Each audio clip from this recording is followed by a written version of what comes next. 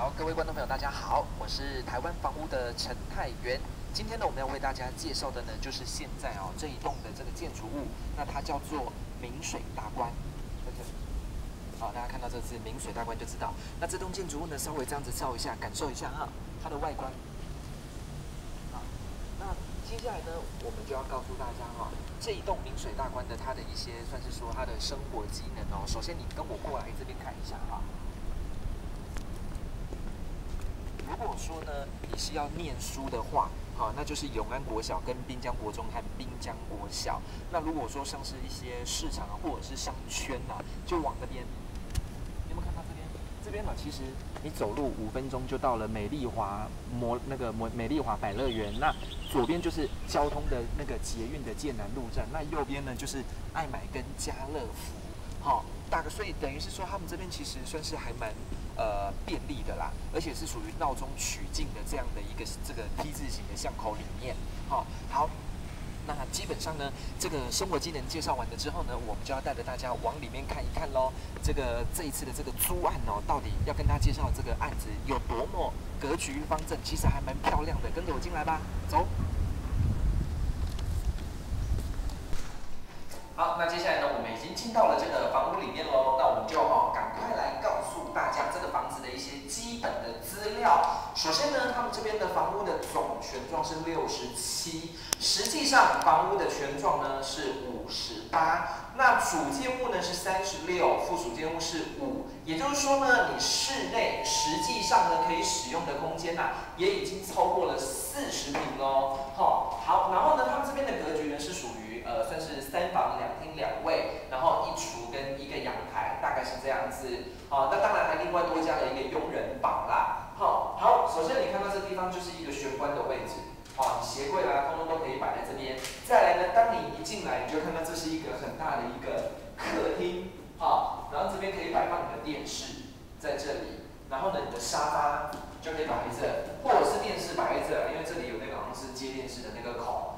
那你看这么明亮的这一个采光，你有没有发现说跟对面的邻居距离还蛮远的？不会说什么你在这边干嘛，然后好像就对面看得一清二楚这样子，不会。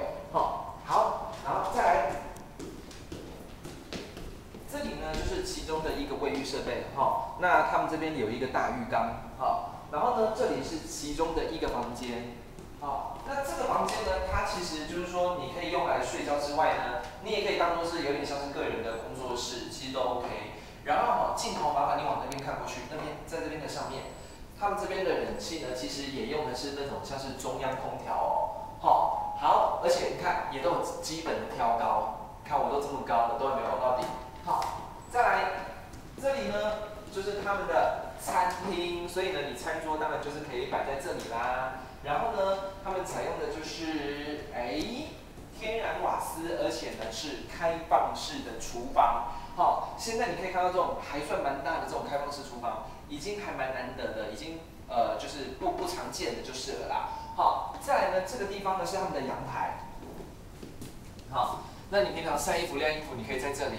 除此之外呢，这里呢就是他们的佣人房，你看佣人房这边还有设一个冷气机哦。然后呢，如果说要是发生了什么紧急避难你也可以，等于说家里还有另外一道门，可以从这边逃出去。然后你看他们几乎每一个地方都有窗户，每一个地方都有一个采光哦，非常的不错。所以呢，空气都是很流通的，你不用担心哦。再来呢，我们来看第2个房间，在这里。这里呢是第2个房间，然后呢也是一样蛮大的。除了这边有窗户之外呢，其实他们这里也有多了一个窗户，所以空气是可以对流的。